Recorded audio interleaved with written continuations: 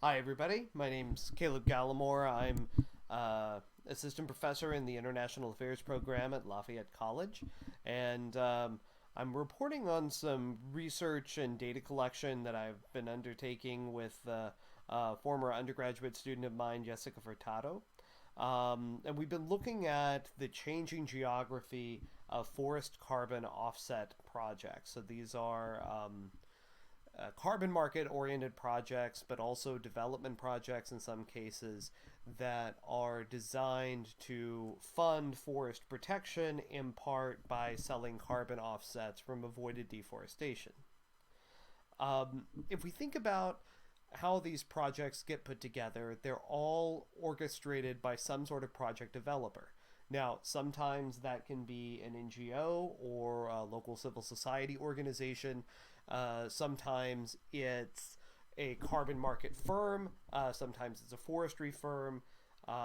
It really can vary substantially across different projects. But pretty much regardless of who is developing these projects, they have to fulfill three criteria that have been pretty well established in discussions about avoided deforestation and reducing emissions from deforestation and forest degradation, or REDD+. And those three criteria are permanence, additionality, and leakage. So permanence is basically the idea that if you avoid carbon emissions and are selling carbon offsets from them, then whatever you did has to be permanent because those emissions can't come back again later. They have to be additional in the sense that something you did in the project prevented emissions from happening that would have happened otherwise without the funding coming in from the sale of the carbon offsets. And also they have to avoid leakage. So leakage is a problem where you slow deforestation in one place and that just encourages folks to deforest more somewhere else as the market shifts. So all developers have to fulfill those three criteria. And there's a lot of questions out there about the extent to which forest carbon projects actually do this. But there's also a further challenge that you have to address if you're operating on a voluntary forest carbon market, which is the case for the vast majority of forest carbon offset projects out there. So in the voluntary market, there is no government mandate to buy carbon offsets. So developers are also trying to convince buyers that are on the hook for having put money behind a project if any of those three problems take place. And they also have to tell a good story for corporate social responsibility purposes. But for the moment, let's just imagine this as a decision-making process in which we're trying to figure out what is an ideal location for the project given existing constraints. Then the developer has to determine whether or not to certify the project. And then finally, if they decide to certify the project, which of those standards are the correct standards to certify under? And there's sort of an alphabet soup of different standards out there. These are probably the most prominent of those, but there's a whole range of options that developers would have. And so our goal here is to use our data set to investigate these different decisions to ask how institutions and geography affect these series of choices. So in order to do this, we put together an extensive voluntary forest carbon offset project data set that's containing both avoided deforestation and REDD+ projects and sustainable or integrated or improved forest management projects that are aimed at climate change mitigation and are claiming funds either from donors or carbon markets or firms on that basis. So using those definitions, we've identified 1,112 projects, 892 of which we were able to geolocate with some level of precision. The projects cover the period from 1989 to 2017, which was the time in which we collected the data, and have been assembled from a range of sources, including some past work that I've done, as well as the first version of the International Database on Red Plus projects, Forest Carbon Portal, and then a bunch of the individual standards websites. We're still sort of working on refining the data and conducting our analyses. These are only preliminary findings. There was recently an updated version of the Red Plus project data set that we would like to try to incorporate as well. So here's a map of the projects, and you can see the diversity of different types of certifications and the geography of these certifications. Several projects don't engage in any certification, but others engage in multiple ones. And you can see this very uneven geography here. Here we see the distribution of certifications by standard. The plurality of projects don't have any certification at all. But then after that, we have a large and somewhat questionable regional Brazilian certification called Mata Viva, and then the Australian National Carbon Offset Standard, which has seen a huge number of very small projects that are vaguely in the avoided deforestation camp developing in the past few years.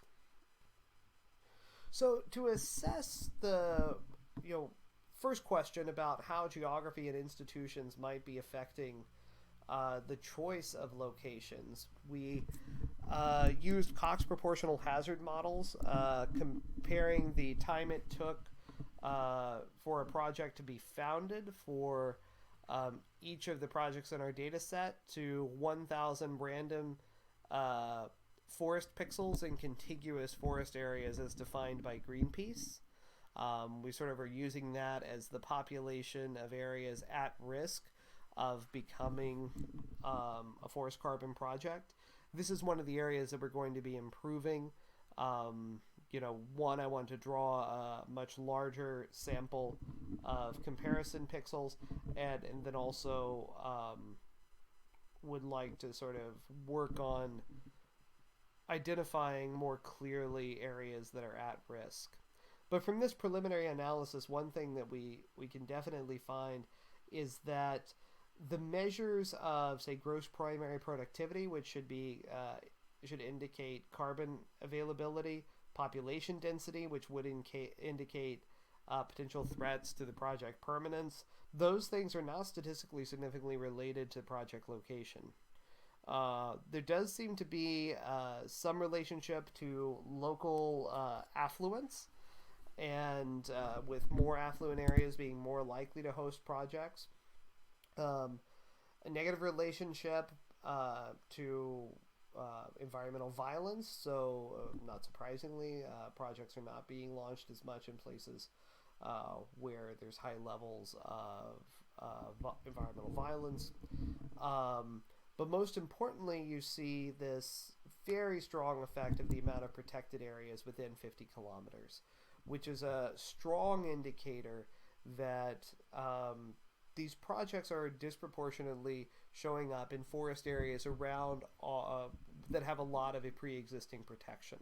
Now, that could be for a couple of reasons. One could be that it's sort of shoring up existing protected areas. Another could be that this is essentially proxying for biodiversity, which could also help you tell a good story. Something that we're planning on testing in the future is to take species ranges for IUCN listed terrestrial species and to see if that, as a measure of biodiversity risk, affects this finding. And that will help us piece out whether this is a biodiversity effect or protected areas. The next thing we investigate here is how this choice of which standard to certify if you are certified.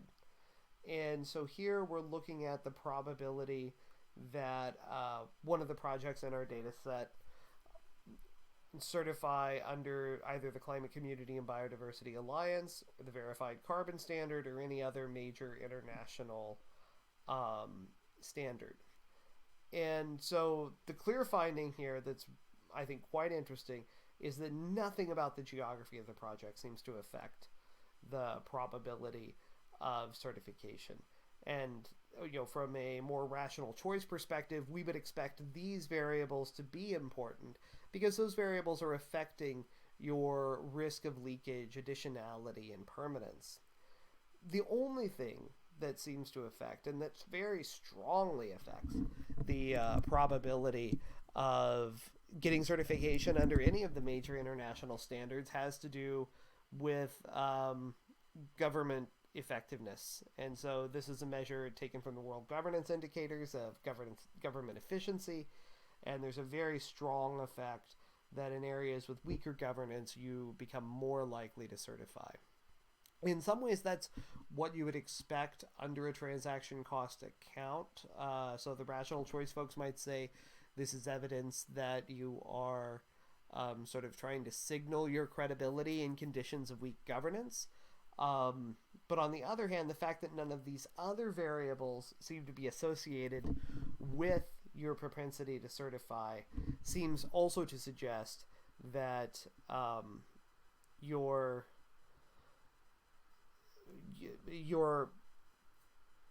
typical expectations under a rational choice approach aren't fulfilled, but this is fairly consistent with what you would expect under a field theory approach, where really what you're trying to do is signal through institutions that would be recognized by your target audience that you are a credible project.